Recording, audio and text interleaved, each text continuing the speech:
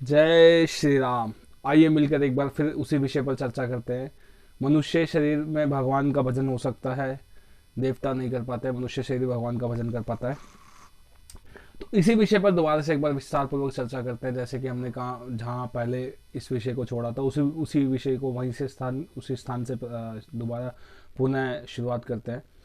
तो हम बात कर रहे थे, भगवान सिर्फ शरीर में ही निवास करते हैं, भगवान बाहर नहीं है, हमारे शरीर में ही है। तो हम उसी विषय पर यहीं से चर्चा करते हैं। यह जो मनुष्य का शरीर है, यह भगवान का मंदिर है। इसी में भगवान हमारे साथ रहते हैं और हमारा हम इसी से हम भगवान का भजन कर पाते हैं। तो अब हम आपको बताते हैं कि यही भगवान का निवास स्थल है।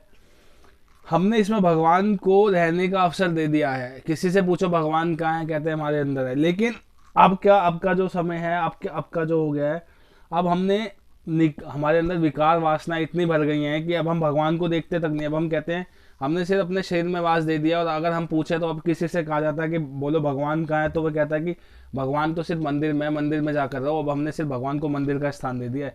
मंदिर भी सभी लोग जाते नहीं है।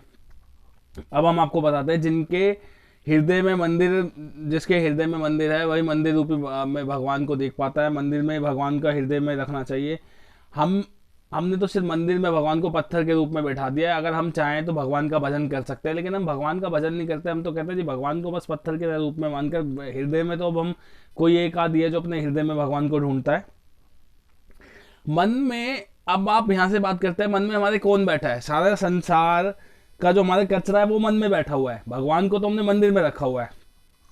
वाल्मीकि जी ने 14 स्थानों में जब हमें बताया था, तो वहीं से आगे बात करते हैं। मनुष्य शरीर ऐसा है जो भगवान का भजन करता है, और सिर्फ भगवान ने मनुष्य शरीर को ही छूट दिया है, और किसी को छूट नहीं दी। सिर्फ भगवान, मनुष्य ही भगवान को पा पाता है। और यह सुविधा ना तो कोई पशु के पास है, ना पक्षी के पास है, ना जीव जंतु के पास है। मनुष्य के अतिरिक्त किसी भी योनि में भगवान का भजन नहीं कर सकते। यहाँ तक कि देवताओं को भी मनुष्य का शरीर धारण करना पड़ता है। अगर भगवान का भजन करना है तो पहले मनुष्य शरीर में आना होगा, तब वह बैठ कर भजन करता है। जब करता है तब करता है। पशु पक्षी पाप योनि है, इनको तो मालूम ही नहीं है पुण्य क्या होता है और पाप क्या होता है।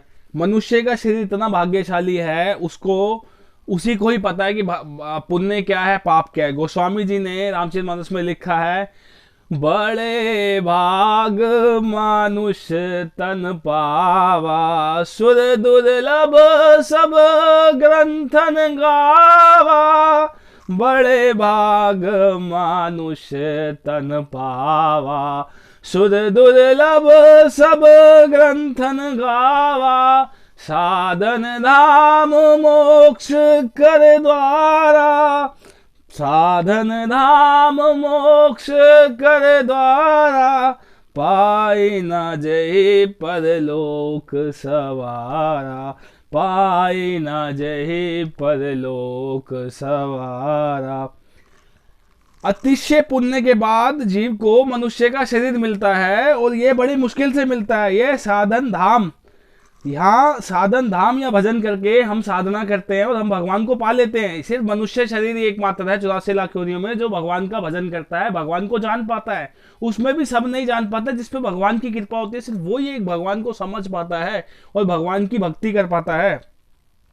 साधन धाम या भजन करने का साधन है, धाम में प्रवेश करने का यहाँ साधन हो है। कोई पशु पक्षी स्वर्ग नहीं जा सकता।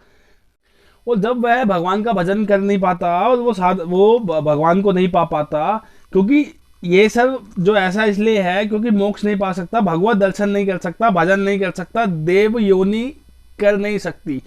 क्यों? क्योंकि पाप योनि कर नहीं सकती। अब भूत प्रेत कर नहीं सकते, तो केवल मनुष्य ही है जो सत्कर्म कर सकता है, पाप छोड़ सकता है। जैसे सांप को कहो विष छोड़ दे, तो वह विष नहीं छोड़ पाता। वैसे ही सिंह से कहो किसी को मारना छोड़ दे, तो वह किसी को मारना नहीं छोड़ पाता। वह सिर्फ मांस भक्षण करता है और मारता है, उसका काम है मारना। वैसे ही उनके रग में, तो ये उसके लिए वह जन्मे, उनके वो रग में, खून में, वो इसी कार्य के लिए जन्मे हैं।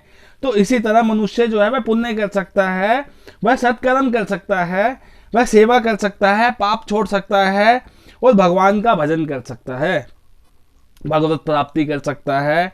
और 84 लाख योनि में किसी को भगवत प्राप्ति नहीं होती, केवल मनुष्य को होती है और किसी को नहीं होती। जय श्री राम।